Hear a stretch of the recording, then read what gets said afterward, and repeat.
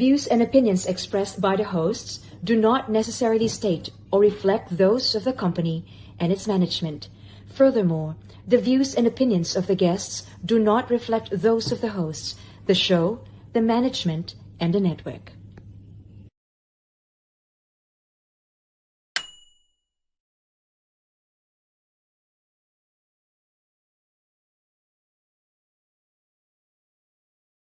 Hello everyone, welcome back to my channel Motivationally, and if you're new to this channel, please don't forget to click that subscribe button. Thank you so much in advance, and thank you for supporting my advocacy as well to inspire, motivate, and create an impact. So welcome back once again, and today we are going to talk about very important discussion about PR pathway. Last week we were talking about PR pathway state nomination, which is from the three states Victoria, New South Wales, and South Australia. And today we'll be talking about two states. I know we've mentioned last time we'll be talking about Queensland, ACT, and also Tasmania. But today we've realized that it's better as well to talk first stop, or the second stop, from since last week, we'll talk about Northern Territory and of course Queensland. And for this one, there's one only person that who knows what to do when it comes to PR pathway state nomination. And let's hear it from Niti Hara, Way to Oz, Migration and Education Services. Hello, Niti. Thank you for coming. How are you? I've got 3 claps here. Right, Niti, how are you? Yeah, not bad, not bad. Nice, well, nice. you. And I'm very excited for this virtual podcast because it's very educational, and a lot of people obviously will be dropping by and replaying this as well, getting to know about the state nomination specifically for Northern Territory and of course Queensland. So take it away, Niti. Nice to see you. Perfect. All right. So, guys, we covered last time skilled migration state nomination criteria for New South Wales, Victoria, and South Australia. This time we are going to cover Queensland and Northern Territory, and perhaps in the next session we'll try to cover WA, ACT, and Tasmania. So it wasn't possible to cover all the 5 states in one session, so we thought we will split it, and because it's easier for you guys to absorb the information and understand. So hence that's why we've decided to do only 2 states, which is Queensland and Northern Territory. So let's start with Queensland. Right. Lee, I've just prepared some slides. Thank you so much. Yeah, no problem. When we go on the first slide, let's get into it. So the first one is about Queensland state nominations, subclass 190 and 491. Now, state nomination, that means we're talking, those who already know, state nominated subclass 190 and 491, which is a regional visa. 190 is straight PR, 49 is a temporary residency in a regional area. And then after, that's granted for 5 years, but after 3 years, you're eligible to apply for the second stage. Now, Queensland has got 4 major streams. The first one is for graduate of Queensland University. So that's open for both subclass 190 and 491. Skilled workers living in Queensland. Again, it's open for both subclass 190 and 491. Skilled workers living offshore. So it is open this time for this financial years. Queensland is open for offshore applicants, but they are going to mostly invite for offshore candidates for subclass 491. Only in exceptional circumstances, they might invite someone for subclass 190. And last but not least is small business owners operating in regional Queensland. That's only for subclass 491. Now, subclass 491 is for regional areas. So there are some applicable regional areas for the purposes of 491, which I've listed here. So if you are living in this particular region, you may be able to apply for one of those streams. And once you have been nominated, you must be living in the regional area. Let's move on and drill down for these stream by stream eligibility criteria. So the first one is the graduate of Queensland University. Now, again, who is a graduate? Graduate is someone who's done his 100% of qualification from Queensland University, be it a bachelor's or master's or doctorate. And the graduate is someone who has graduated in last 2 years. You can't be that you've done your studies in Queensland 6 years ago. You can't go back and apply under this stream. So you must have been graduated in the last 2 years. Now, as I said, it's open for both subclass 190 and 491. The key difference is that you must be sitting at a minimum of 80 points for subclass 190 and minimum of 65 points for subclass 491. So I'm not going to go through the basic eligibility criteria for the DHA, which we have already gone through in the previous sessions. Pretty much they are, which you must meet before meeting the eligibility criteria for the state. I'll just summarize. So you must be under 45 years of age. You must have a competent English, which is 6.8. You must have scored 6 each in IELTS or PTE. And you must be scoring minimum of 65 to be eligible to apply for skilled visas. Now, apart from them, there are some specific state criteria which we are talking today. If you are interested to apply for subclass 190 under a graduate stream, then you should also provide an evidence of employment with Queensland employer. And you should have that experience in your nominated or closely related STEM occupation for minimum of 35 hours per week. Now, they've got STEM occupations listed on their website, such as natural and physical science or information technology. So that's what the STEM occupation is. So anyone who's a master qualified must have been working for minimum of 35 hours and must be working in a STEM occupation. For 491, the criteria is pretty much same.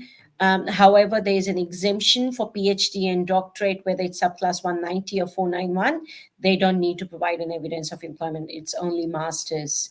But most importantly, whether it's 491 or 190, Queensland expects you to have a proficient English, which is 7 each in IELTS or equivalent. So that's for graduates of Queensland University. Let's move on to the next stream, which is the skilled workers living in Queensland. So again, as I said, it is open for both the subclasses, subclass 190 and 491. Same as graduates, they require anyone who's interested in 190 must meet minimum 80 points in the point test, and for 491 they must meet 65 points. Now, the second one is the employment, that anyone aspiring to apply for 190, they must have a full-time post-qualification employment over the past 6 months before you submit your EOI. But however, for 491, it should be in past 3 months before you apply for your EOI. And English, they expect minimum 7 each, whether it's 491 or 190, except for trade qualifications. So there are some exceptions for trade qualifications, which may require competent English. Now, I just wanted to highlight there are some caveats for selected occupations. So accountants, they will only invite accountants who are employed in an accounting firm. And they must be a CPA, CA, or IPA, or are studying to become one. So not the skills assessment, but they are certified professional accountants. For internal and external auditors, you must have a job as an auditor, not as an accountant. So it's not closely related. Even though you're working in a closely related occupation, they are not going to consider that. For cooks and chefs, you should not be working in a takeaway or a fast food business. So how Queensland work is, they give invitations to the people who are sitting at the highest points. And this may vary for different occupations and applications. Obviously, they do consider other requirements as well, as they receive large number of AOIs, but this is the key criteria apart from the DHA criteria. Moving on to the next one, we have the next stream, which is skilled workers living offshore. So yoo-hoo, this year it is open for offshore applicants. Just the key criteria, which is separate to other three streams here, is that after your study in your relevant stream, you should have been working at least for 3 years. That's the key. And your occupation must be in a Queensland skilled occupation list, offshore Queensland skilled occupation list. So there is a specific list. As long as your occupation is there and you have a minimum of 3 years of experience, you can apply for 190 or 491, depending upon where you're sitting at the point test, right? English, as other streams, they require people with proficient English, which is 7H. Right, so last but not least, so that should be number 4, guys. I'm sorry. That's for small business owners operating in regional Queensland. Now, this is a very unique stream of its own. That's only available in Queensland for small business owners. However, it is only for subclass 491. So to be eligible for this particular stream, first, you must be on a visa that allows full-time work and operation of the business. So you should have worked in a business for at least 35 hours. So for example, if you are a student, that allows you to work 20 hours and you have owned a business, you still cannot apply for this. You must be on a full-time working rights. You must have purchased a business in regional Queensland for a minimum of $100,000. Or if you have a startup which is giving you a turnover of 200,000 in last 2 years, then you may also be eligible for this particular stream.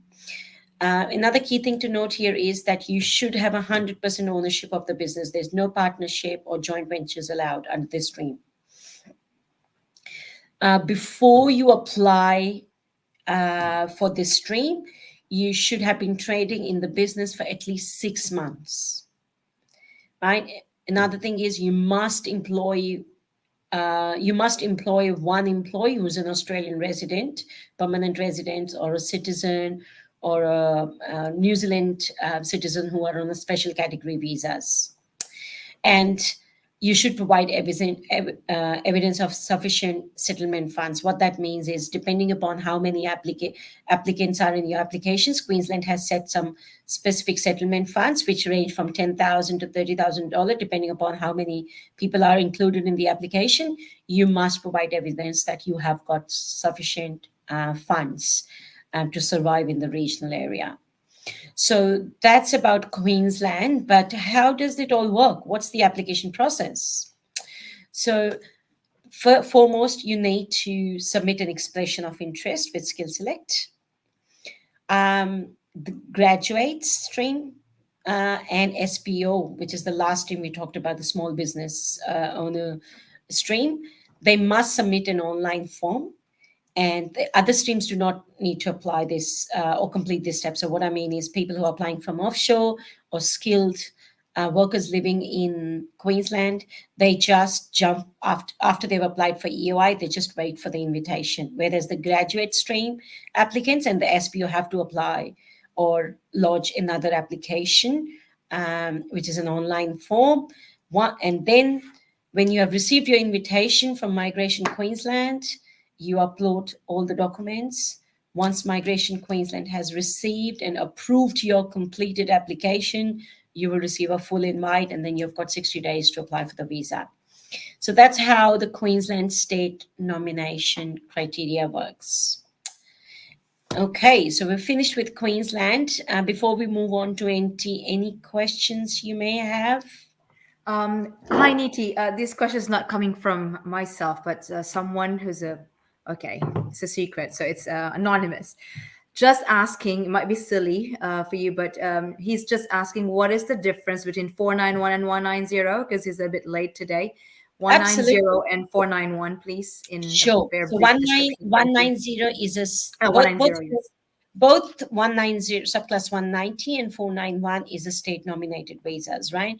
But subclass 190 is a PR, which is a permanent residency, and subclass 491 is a temporary residency, which is given in the regional area. So it's called a state nominated regional visa 491. That's why, hence, the states require less points, because they want to encourage people to come and live in regional areas. Once that TR is for 5 years, and once you have completed 3 years living in regional area, you're working in regional area, you're living in regional area, you're earning a certain amount, then you can apply for the next stage, which is the PR, which is a subclass 191 after 491. So that's the key difference. People mostly, obviously, people want direct PR, so they aspire to go for 190, but the states have got a higher criteria for that reason for subclass 190 when That's compared to right. subclass 491. Great. Having said that, he's just got a follow-up question as well. So, what is the better visa to apply? Is it 491 I've just than said 190? 190 because I that's just said that's 190. direct PR, and that's Okay, why great. the Yeah. states have got a higher standard. Okay, cool. Oh, good. Yeah. Thank you so much for that. I'm sure he's very happy. I think you have given a very good presentation and it's all there, all the golden nuggets. So I think there's no other questions. I'll let you know if there is from the Thank anonymous. you. All right, Thank you. let's continue. Let's move on to the next, which is the NT, Northern Territory. So again, Northern Territory is open for both offshore and onshore. On the left, you could see the basic minimum criteria, which is required by DHA. So Northern Territory obviously expect you to have that before we dive into detailed state eligibility criteria for Northern Territory. So you must be under 45, you must have competent English, you must have skills assessment. All right. So next one is there are a few streams here. The first one is NT graduate. So someone who's completed their study in Northern Territory and has lived for at least 6 continuous months immediately after the date of completion of their qualification, they are eligible for Northern State nomination. You should also demonstrate, if you're applying under NT graduate stream, you must also demonstrate that you have genuinely tried to look for jobs in your nominated or closely related occupation in Northern Territory. So international student graduates who are unable to live in NT for 6 months after completing 2 years of studies in NT, they will only be considered for subclass 491. But if you have lived after completing your studies for 6 months, then you can apply for subclass 190. As I said before, it is also open for offshore applicants. However, NT has clearly said that they will be generally offering 491 to offshore candidates. In some exceptional circumstances, they might offer subclass 190, and that will vary that will depend from case to case. Next stream is other NT residents, so someone who's not a graduate, but who's been living in Northern Territory for at least 2 consecutive years. They should have a full-time employment for 2 years, and they also have an available employment for further next 12 months. Key thing to remember here is that I've seen some cases where the primary applicant, tries to meet the minimum eligibility criteria for a state, and they've got their other family members in other states. For those people, NT is not the place, because NT clearly says that none of your migrating dependents should be living in any other part of Australia. You should all be in Northern Territory for subclass 190. For 491, you must have lived in Northern Territory for 12 months consecutively, and you have lived for a period of at least 6 months after date of completion, if that's to do with a graduate, as I said before. And you should have an employment for at least 6 consecutive months.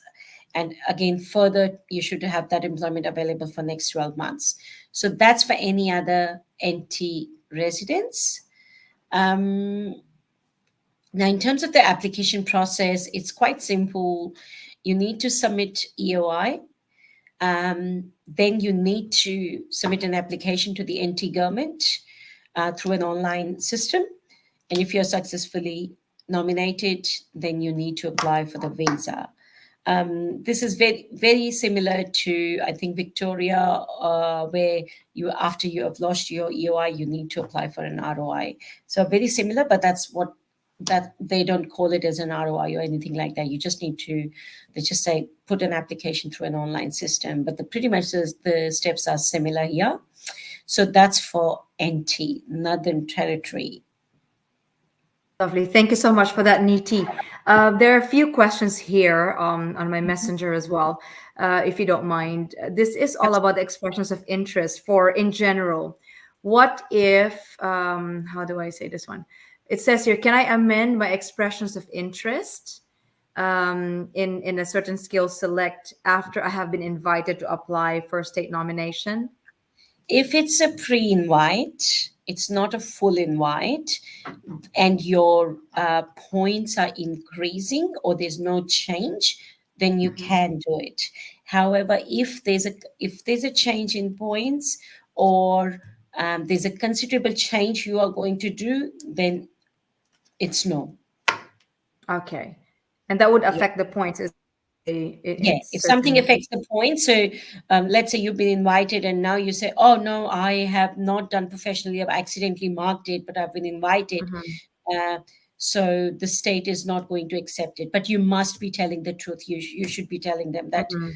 I have wrongly claimed for XYZ, and you cannot go ahead, honestly. I see. Okay. Do they need to provide an employment contract as part of the state nomination application? Depending upon the state requirement, in most of the cases we do, yes. Victoria asked for it. We've clearly seen Mhm. Queensland and NT's asking for it. So Mhm. most of the states do. I see. Can you give just maybe a brief example of what information they should include, even just one or two, just an So, example? it's basically proving your whatever claims that you have made in your expression of interest about your Mhm. age, which is through your passport, Mhm. your experience letters, your experience. Subtitle, perhaps. Yeah. That's by your Job employment contract and your description. pay slips and Yeah. superannuations or Okay. contracts, reference Yeah. letters, your English results, your skills assessment. Yeah. So whatever you have claimed in your expression of interest, you need to provide evidence at the time of state nomination application. That's right. That's good. And also for further information, Way to Oz has a checklist for any visa, skills assessment as well, guys. So please Mhm. keep in touch with us, and you can see in front of our screen as well how you can contact Way to Oz. Obviously, there are a lot of ways that you can contact us through Instagram, LinkedIn, Twitter, WhatsApp, Facebook page, of course, website www.waytooz.com, or through us here at Motivationally as well, so we can redirect you to Niti as well. Niti, Sheila's asking about the graduate stream. She was just asking if would she be eligible for the graduate stream if she had some vet qualification. No, graduate stream is only for doctorate, master's, and bachelor's degree. Mhm. But in So other states, but we'll be you will talking about have to other states choose. next time. Yeah. Yeah. So for Queensland, then I think for her, she should be targeting skilled workers living in Queensland. Okay. Yeah. Yeah. That's the stream she should be targeting. Yeah, she's actually in a different state, but it's gonna be part of our discussion next week, so we can talk more about that. Sheila, thank you so much for dropping by, anyways. And also, I guess everything is really well laid today, Niti. I don't know, guys, if you still have more questions, clarifications, but if you want to read more about what has been discussed about Northern Territory and of course Queensland.